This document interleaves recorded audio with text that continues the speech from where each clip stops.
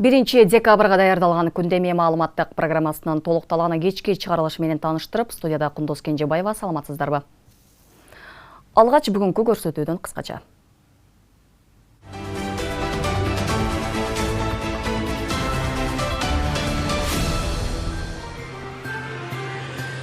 Бүтүн Кыргызстан партиясынын мүчөлөрү жогорку кеңеште жасалма документтерди колдонуп, мыйзамсыз иштеп жүргөнү аныкталды. Аларга кандай чара көрүлөт? Элдик курултайда түзүлгөн аксакалдар кеңеши 7 багытта иштей баштайт. Анын төрагасы Кадырали Кошалиев бул боюнча кенен маалымат берди. 1 декабрь СПИДке каршы күрөшүүнүн дүйнөлүк күнү. Республикалык СПИД борбору өлкөдө бул илдеттен жайылып баратканын маалымдады.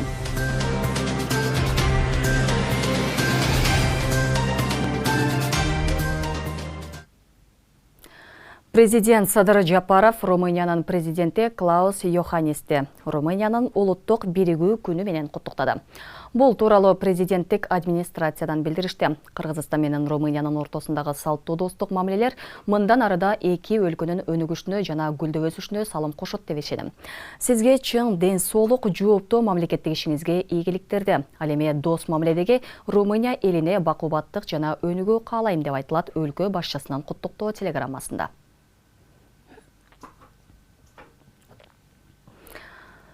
Элдик курултайда түзүлгөн аксакалдар кеңеши 7 багытта иштей баштайт. Элдик курултайдын төрагасы Кадыралы Кошалиев билдирди. Анын айтымында курултайда аксакалдар кеңеши түзүлгөн, бирок мыйзам кабыл алынгандан кийин аталышы жана түзүмү өзгөрүлүшү мүмкүн. Кошалиев маалымдагандай, элдик курултай өз максатына жетип, жыйында элдин көйгөйлөрү ачык маалымдалган. Мындан ары айтылган сунуш пикирлерди аткарылышы боюнча тийиштүү жетекчилер бир кварталда бир жолу делегаттар менен жолугушуп, маалымат берип турары айтылды. Кененирээк кийинки материалда. Бишкекте 2 күнгө созулган элдик жыйын өз максатына жеттиби? Делегаттар көтөргөн көйгөйлүү маселелер качан жана кантип чечилет? Учурда мындай суроолор коомчулук тарабынан байма-бай берилип жатканын 1 элдик курултайдын төрагасы Кадыралы Кошалиев маалымат жыйынында билдирди. Төраганын айтымында элдик курултай өз максатына жетти. Мындан ары курултайда түзүлгөн аксакалдар кеңеши 7 багытта иштеп баштайт. Аксакалдардын уюмдарынын лидерлери менен, мындай кадыр-бартуу аксакалдар менен өзүм иш алып барууну пландаштырып жатабыз. Андан сырткары бизде айымдардын маселеси, аялдардын маселеси өтө курч турат. Элибиздин жарымынан көбү бул аялдар. Ошондуктан ушул бир багыт аялдар жөнүндө болмокчу. 3-чү багыт билгилер тобу. Бул илимий чыгармачыл интеллигенциянын үнү кулбай калды да коомдо. Ошондуктан биз ушул маселеге басым жасап, бардык бир мамлекеттик өнүгүү багыты боюнча илимге, мындай билгилерге таянып, алардын пикирин угуп, концептуалдуу программаларды иштеп чыгуу максатында биз ушу билгилерге басым жасайлы деп жатабыз. Анан кечээки курултайдын бир өзгөчөлүгүн айта кетели. Биринчиден максатына жетти. Биз көбүрөөк ушул айылдан келген, алыстан келген элди укканыбыз биздин өзү тактика ошондой болчу. Себеби эл жарыла ичиндеги болгон нерселерди айтып, бугун чыгарып, мындай бир боло турган сөздү жасабай, түзөбөй, эл ичинде эмне маселелер болбосо ошонун баары айтылды да. Элдик курултайды уюштуруу ишине өзгөчө маани берилип, делегаттарды шайлоо октябрь айында башталган. Ал эми 5 ноябрда өлкө аймактарында, Бишкек жана Ош шаарларында жергиликтүү курултайлар өткөрүлгөн. Анда ар бир айылдан 2 делегатты жергиликтүү жашоочулар өздөрү тандап, алар аркылуу наказдарын жолдошкон. 1072 делегаттын 924-ü эркектер, 148-ин аялдар түзгөн. Жыйында аял делегаттардын саны азыраак болгону менен, алардын сөздөрү курч мааниде өтүмдүү болду дейт Дамира Ниязалиева. Өтө аз айымдар келди. Бирок өтө аз айымдар келсе дагы ар бир айымдын ошо сүйлөгөн сөзү өтө курч жана мен ойлойм абдан бир жакшы, бир эффективдүү болду депчи. Өтө чоң сындар айтылды, аны өзүңөр билесиңер, саясий негизде дагы, экономикалык негизде дагы абдан жакшы сындарды айтып кетишти. Мына ошол бардык аялдардын башын бириктирип, Кудай буйруса, ошол аялдардын көйгөйлөрүнүн баарын талкуулап, өзүбүздүн сунуштарыбызды берип, аялдардын маселесин, көйгөйүн чечүүгө чоң кызмат жасайбыз деп ойлойм. Мындан ары элдик курултайда көтөрүлгөн көйгөйлөрдүн, сунуш пикирлердин аткарылышы боюнча бир кварталда бир жолу тийиштүү жетекчилер делегаттар менен жолугушуп, маалымат берип турары айтылды. Кудай буйрса, мындан ары ошо президент бир жылда бир жолу делегаттар менен жолугуп, көйгөйүн угат. Андан тышкары бийликтегилер бир кварталда бир жолу делегаттар менен жолугуп, курултайда кабыл алынган чечимдердин аткарылышы жөнүндө маалымат берип турат. Ошондой эле элдик курултайды уюштуруу иштерине пландалган суммадан азыраак каражат кеткени кошумчаланды. Президенттин өзүнүн мыйзамдуу фонду бар, бюджеттен бөлүнгөн. Андан сырткары кечээки жолугушууда айтты, менин коомдук бюджеттик каражаттардан сырткары да фондум бар. Көп маселелерди мен азыркы күндө ошол бюджетке тийишпей эле мамлекеттик улуттук кызыкчылык үчүн ошол жактан чечип атам. Могу курултайдын маселесине дагы мен ошол өзүмдүн коомдук мамлекеттик эмес каражаттардын эсебинен бул маселе чечилди деп айтты. Планда прогноз боюнча бир 30 миллион тегерегинде каралса, андан бир канча эсе үнөмдүү иш бүткөндүгү айтылды. Кече президент Садыр Жапаров биринчи элдик курултайдын аксакалдар кеңешинин мүчөлөрү менен жолугушуп, курултайга байланыштуу бир канча маселелерди талкуулаган. Белгилей кетсек, учурда курултайдын жыйынтык документинин өзөгү редакциялык топ тарабынан даярдалып, элдик курултайдын резолюциясы толукталып, коомчулукка жарыяланары айтылды. Гүлдана Момунова, Калыс Өмүралиев, Регион телеканалы, Бишкек шаары. Кыргыз эли баатыры Медеткан Шеримкулов Баткен областында жергиликтүү бийликтер жана тургундар менен 3 күндүк жолугушууларды өткөрүүдө. Жолугушууда Кыргызстандын 30 жыл аралыгындагы жетишкендиктери жана кемчиликтери тууралуу жана жергиликтүү маселелери боюнча да маалымат алмашуу болот. Мындан сырткары сентябрь айындагы каргашалуу окуядан соң мамлекет тарабынан аткарылып жаткан иштер да айтылат. Ошондой эле учурда тургундардын көйгөйлөрүн да угуп, өлкө башчысына тиешелүү жетекчилерге сунуштарды жеткирээрин билдирди. Жолугушуу Кызыл Кыя, Баткен шаарларында өткөрүлүп, Лейлик районунда жыйынтыкталат. Мен элдин ой пикирин угам, анан өзүмдүн ой пикиримди биздин республиканын жетекчилерине дагы, кыргыз коомчулугуна дагы жеткирем деп ойлойм.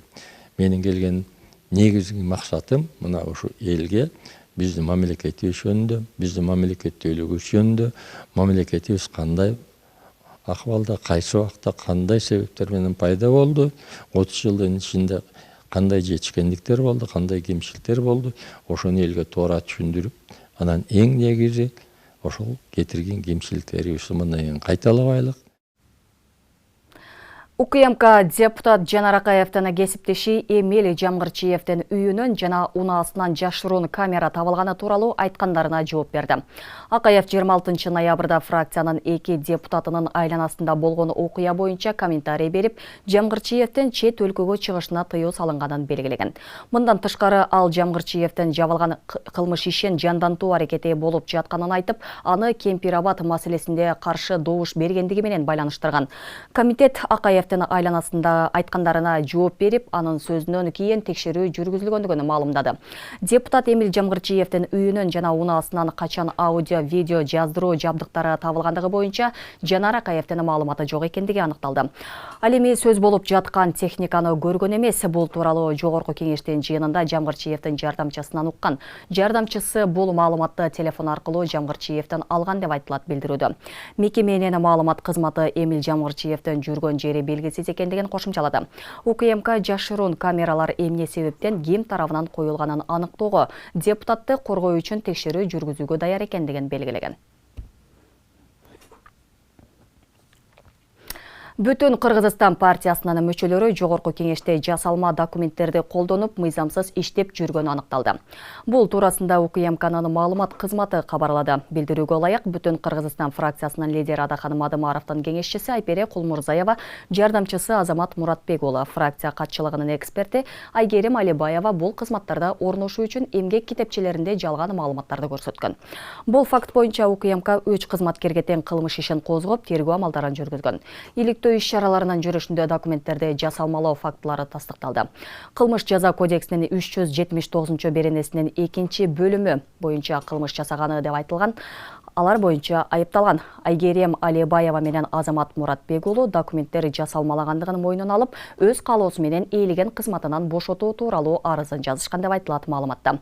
Ал эми Айпере Кулмурзаева Бишкек шаарынын 1-май райондук сотунун чечими менен кызматтан алынган.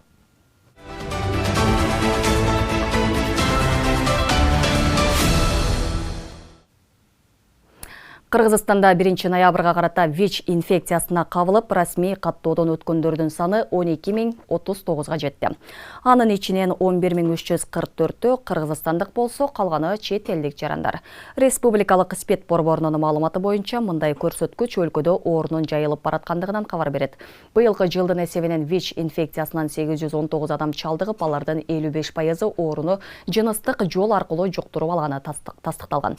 Маалыматта соңку 5 жылда дарттын жыныстык жол менен жуккан учуру көбөйгөнү айтылат. 1 декабрь бүткүл дүйнөлүк спидке каршы күрөшүү күнү. Республикалык спид борборунун статистикасына алайык, ушул кезге чейин каттоого алынгандардын саны 12 миңден ашкан. Илдеттин алдын алуу жана ага каршы күрөшүү максатында Жалал Абадда акысыз тестирлөө жүргүзүлдү. Дарыгерлердин айтымында, илдеттин жайылуусуна миграциянын таасири болушу мүмкүн. Кененирээк кийинки материалда. Бул илдеттин мага тиешеси жок деген менен бул адаштырган ой коркунучтуу. Себеби республикалык спид борборунун маалыматына алайык, илдет өлкө аймагында жайылып жаткандыгы маалым. Бүгүн бүткүл дүйнөлүк спидке каршы күрөшүү күнүнө карата Жалал Абадда жарандарды акысыз текшерүү акциясы өттү. Тестирлөөдөн өткөндөр 20 мүнөт аралыгында жыйынтыгын бере алышат. ВИЧ спид илдетинин өзүнүн туруктуу симптому болбойт.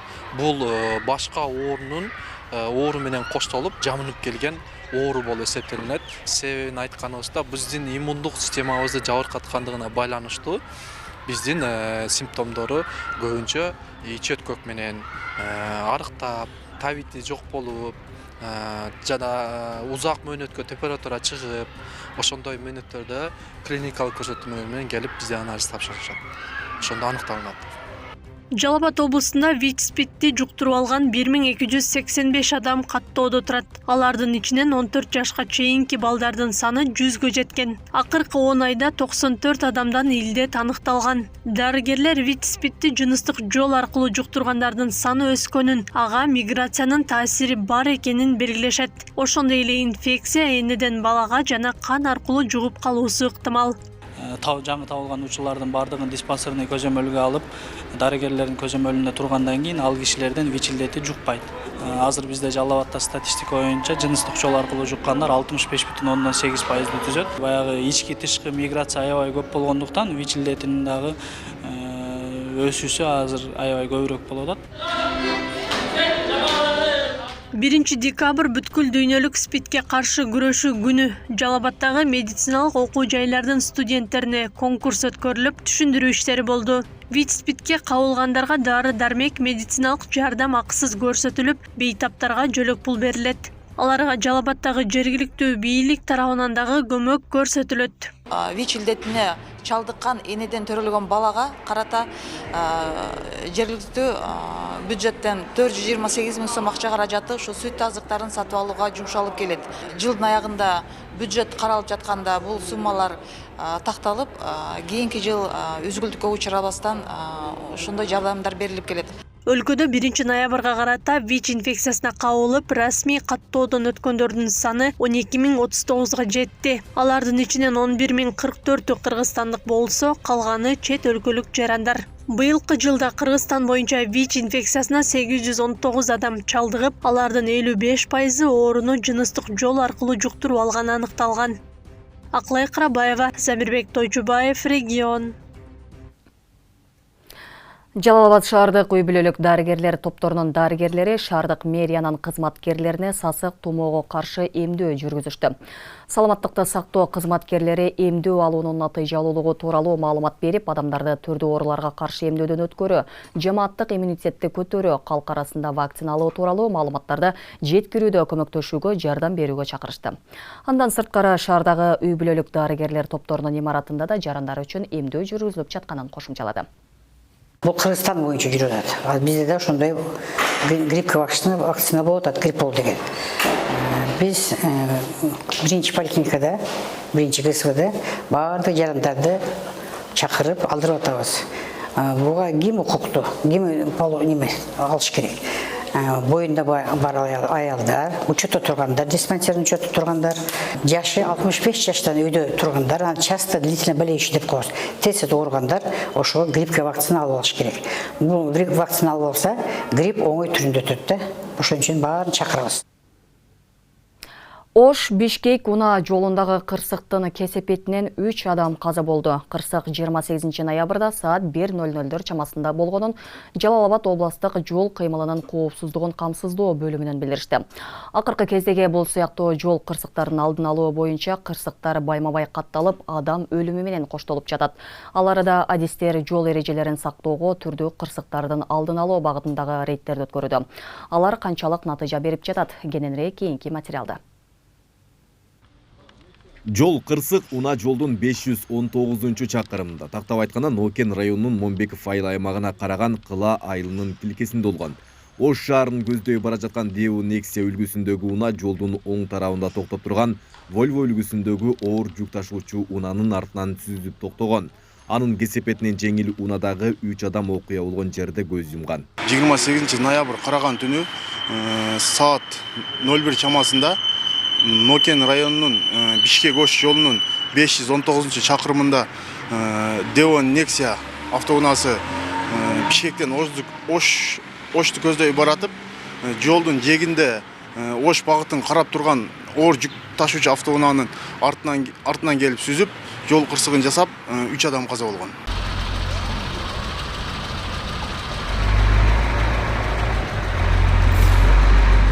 Жол кырсыктарын алдын алуу максатында регион телеканалы Жалал-Абад облустук жол кыймылынын коопсуздугун камсыздоо бөлүмү менен биргеликте рейд өткөрүп келет. Иш-чаранын жүрүшүндө Сузак районунун аймагынан айдоочуну токтоткон учурда айдоочулук күбөлүгү жок. Спирттик ичимдигин ичкендиги боюнча шек жаралгандыктан наркология бөлүмүнө алып келинген.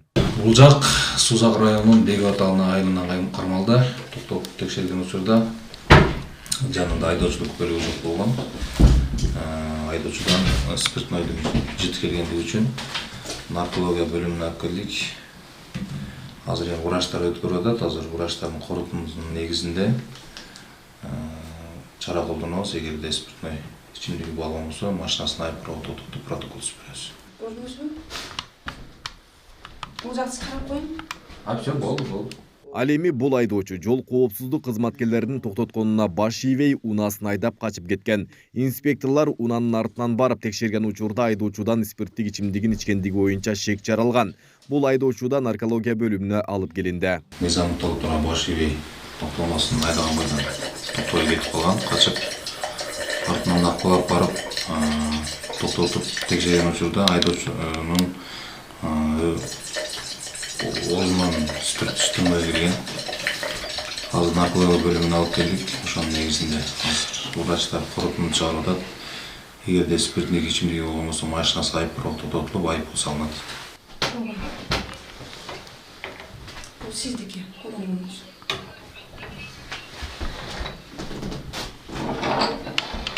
Белгилей кетсек, Жалал-Абад облусу боюнча 10 ай аралыгында жалпы 503 жол кырсыгы катталган.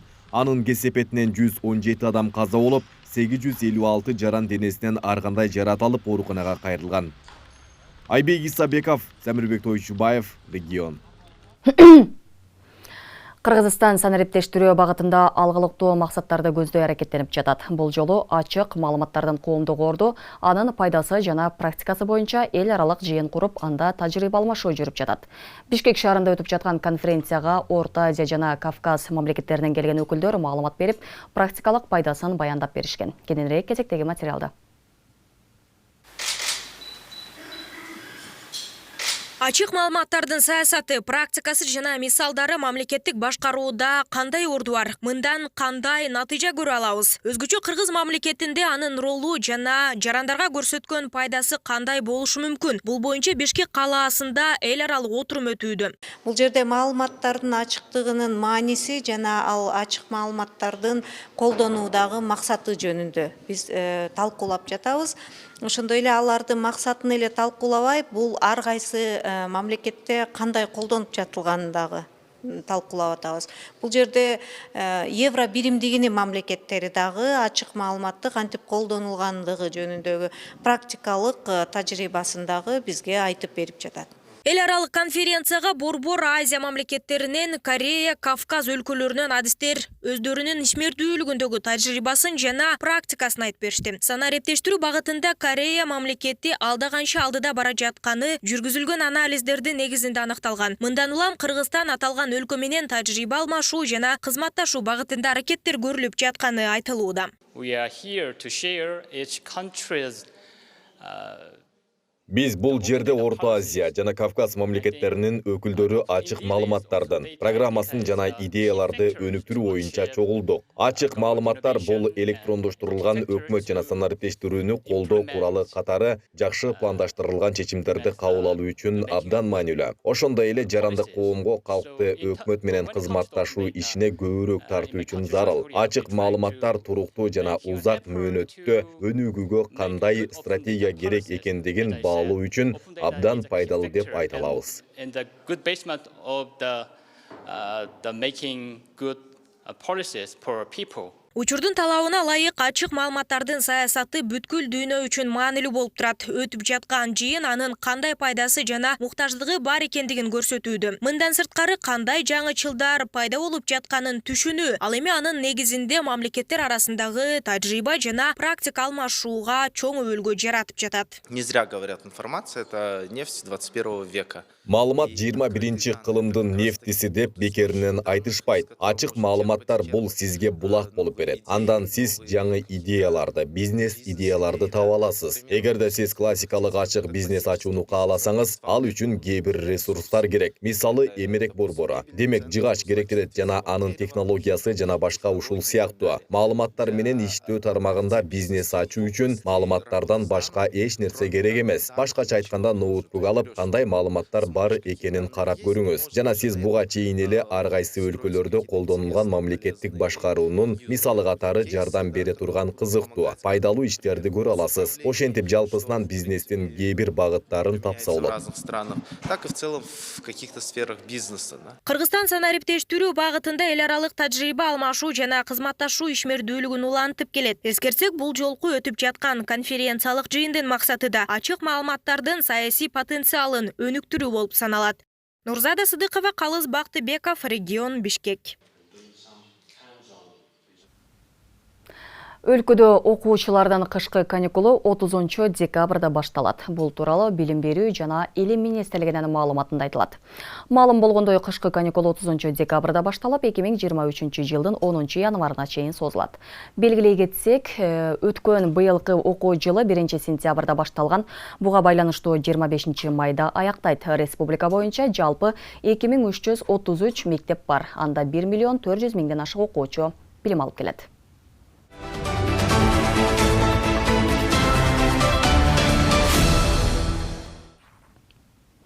Ош шаарынын Кара Суу көчөрүсүндөгү Бек Султан кичи базары талапка жооп бербейт. Аталган жайда өрт коопсуздук эрежелери сакталган эмес. Учурда өрттүк унаалар өтө турган жолду мыйзамсыз жайгашкан контейнер тосуп турат. Соодагерлер дээрлик 9 жылдан бери канализациялык түтүктүн кору аймагында ишин улантууда.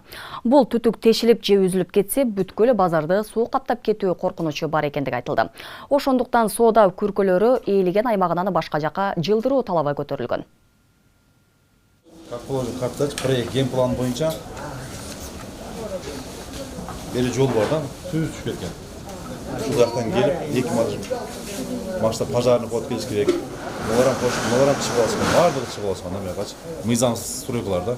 Ош шаарынын Кара Суу көчөсүндөгү Бек Султан кичи базарындагы 120 контейнер мыйзамсыз жерде жайгашкан. Башкы планда бул жерлерде турасы 7 метр жол болушу керек деп көрсөтүлгөн. Учурда жалпысынан 2000 чарчы метрден ашык жер басып алынган айтылууда. Мындагы соода күркөлөрдүн түбүндө миңдик канализациялык түтүк өткөн. Соодагерлер дээрлик 9 жылдан бери мунун корук аймагында ишин улантууда. Капыстан түтүк тешилип же үзүлүп кетсе, бүткүл базарды суу каптап кетүү коркунучу бар. Ошондуктан соода күркөлөрдү ээлеген аймагынан башка жака жылдыруу талабы турат. Биздин позиция ал жерден ошо 120 контейнер деп атат. 120 контейнер жылдыруу керек. Сөп дегенде бул эми убагында мыйзамсыз берилип кеткен экен. Ал жерде жыл өткөн сайын баары мыйзам талаасан келип атпайбы? Эгерде Кудай сактасын, эгерде бир ошол жерде кырсык болсо, жоопкерчилик бизде болуп калышы мүмкүн. Убагында чара көрүлбөгөн депчи. Ошон үчүн баягы мыйзам чегинде ошол жерден көчүрүү боюнча биз тиги базар комго ошол жердин ээлерине эскертүү берилген. Биз билбейбиз да, бул ошо базарга карайт дейт. Наркы да башка бирөө экиге бөлүнгөн, ошол эки жакка карайт дейт. Ошолорго акча төлөйбүз. 7 жылдан бери, мен 7 жылдан бери отурам. Анан кайсы бир күнү келип айтып кетишти, төлөбөгүлө бул жерге төлөсөңөр төлөбөгүлө деди, бирок ого көнүшпөдү. Бул биздин жерибиз, төлөшкө акыңар бар, төлөйсүңөр деп эле заставить этип алып кетип атат. Соодагерлер мыйзамсыз жерде отурганын өздөрү да билишпейт. Алар ай сайын жеке жактарга ижара акысын төлөп келишкенин айтышат. Эгер башка жактан жай берилсе көчкөнгө даяр. Бизде айтат, контейнериңерди жаап таштайбыз. Бүгүндөн баштап бергиле дейт. Биз күнүнкүсүн бир күн кечиктирбей, соода болбойбу, аларды кызыктырбайт. Биз как положено беришибиз керек. А бизге места кылып берип, силер могу жерге чыккыла десе, биз с удовольствием чыгабыз. Просто биз азыр кайсыл жака барабыз? Биз анда места кылып бериш керек да бизге. Биз кайерге барып базарга чыгабыз анда? Биз ушул жерден нан таап, ушул бала чаканы багып атабыз. 10 жыл, 15 жылдан бери. Мисалы мен базарга чыкканыма 15 жыл болду. Мисалы биз бул жерчи мына жарымы өкмөттүк болсо, жарымы частный да. Мисалы биз частныйда отурабыз. Кызыл китеби бар деп атат. Алайлык бир частный бир кишиники. Аталган базар өрт коопсуздук эрежелерине да жооп бербейт. Буга чейин Кара Суу көчөсүндөгү кант базарынын аймагына кирүүчү жолдон машыгуу учурунда өрттүк автоунаа өтө албай койгон. Мындан улам өзгөчө кырдаалдар министрликтин Ош шаары боюнча башкармалыгы базарга кирүүчү жолдон талапка ылайык ачып берүү боюнча Борбордук базардын дирекциясына кат жолдогон. Эгер базардын ортосунда азыр бирөөнүн контейнери кокустан күйүп калса, Алла сактасын, кокус күйө турган болсо, ал жерге машина же болсо пожарный өзү барганга чейин ал жерде контейнердин баардыгы күйүп кетет базардын ичичи. Жок, жолду бир аз кеңейтиш керек. Мындай адамдар проход өтө турган болуш керек, пожарный ход болуш керек. Адамдардын мындай биринчи очередте адамдардын ушул жерде соода кылып аткан адамдардын мүлкүн сактап калыш жана адамдын өзүн сактап калыш да. Тура бардым, бери жол болуш керек деп архитектурнун аркасынан жүгүрүп атып 10 күндөн кийин кагазды алдым, планды, ген планды. Госрегистрдагы өзлөрүн билген оларамда жок бизде проект деп. Кыскасы берде мындай чоң эле бир көйгөй да, мындай өзлөрүнчө ичара келишип алганбы же бирөө тыйын алабы берден ошолорго доля береби дагы бирөө мурдагылардын иши да бул эми ушул 2013-те иштегендердин иши. Токтомдагы буларга карап мындай жакындатып чыгарып койгон да. Эми Алтын акеге айттым, ошо Жасыр аканын замычы ошого айттым, ич жылыш жок да. Биздин колубуздан келбейт. Кандай кылабыз, мындай кылабыз. Убакыт менен эле чойдот да. Бул эртең бир адам ушунча контейнер ордуна бир адамдын өмүрү арыз биздечи. 17 бир пожар чыгып кеткен болсо бир машина кире албайт да. Суу дагы жок. Челекпен ташый бергечи. Кетти ошо бойдон. Лордойду көрдүңөр мисалы. Күйүп кеткен. Бексултан кичи базарына кирүүчү жолду мыйзамсыз басып алуу боюнча Ош мэриясынын да маалыматы бар. Вице-мэр Жасур Азимов жогорудагы маселе боюнча төмөндөгүлөрдү билдирет. Ошого биз азыр тапшырма бергенбиз, ол боюнча иш алып барып атабыз. Именно ошо безопасность, ошо пожарная безопасность боюнча, анан бериги зымдар боюнча. Азыр РЭС, базарды балдар иштеп атат. Возможно, ошондон кийин бул маселе көтөрүлүп чыкты да. Эми бизге кайрылды, эми иш алып барабыз эми обязательно. Буга чейин Ош шаарынын Кара Суу көчөсүндөгү кант базарга кирүүчү сервитут макамындагы жол боюндагы соода күркөлөрүнүн ээлерине Ош шаарынын мэриясынын Борбордук базар дирекциясы тарабынан эскертүү баракчалары берилип, түшүндүрүү иштери жүргөн. Иш планга ылайык кезеги менен алып салуу жумуштары аткарылары кошумчаланат. Асель Сыдыкова, Илимбек Турсунбай уулу, Регион телеканалы, Ош шаары.